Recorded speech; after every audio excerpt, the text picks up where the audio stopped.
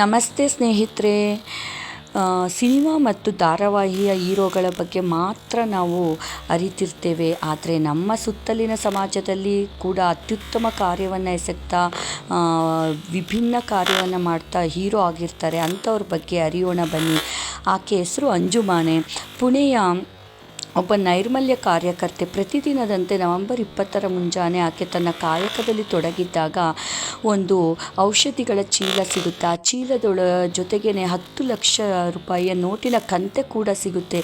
ಒಂದು ಕ್ಷಣ ದಿಗ್ಭ್ರಮೆಗೊಳಗಾಗ್ತಾಳೆ ಅಂಜುಮಾನೆ.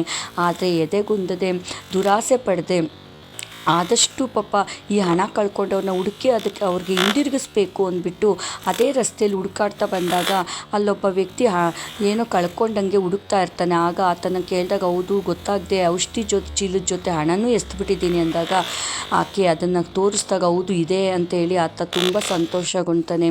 ಇದೀಗ ಸಾಮಾಜಿಕ ಜಾಲತಾಣದಲ್ಲೆಲ್ಲ ತುಂಬಾ ವೈರಲ್ ಆಗ್ತಿದೆ. ಇಂಥ ಅಂಜುಮಾನೆ ಅಂತವರು ನಮ್ಮ ಸಮಾಜಕ್ಕೆ ಅತ್ಯುತ್ತಮ ಕೊಡುಗೆ ಮತ್ತು ಅದ್ಭುತವಾದ ಮಾನವೀಯ ಮೌಲ್ಯವುಳ್ಳಂತಹ ವ್ಯಕ್ತಿ ಅಂತ ಹೇಳಲಿಕ್ಕೆ ಇಚ್ಛೆ ಪಡ್ತೀನಿ.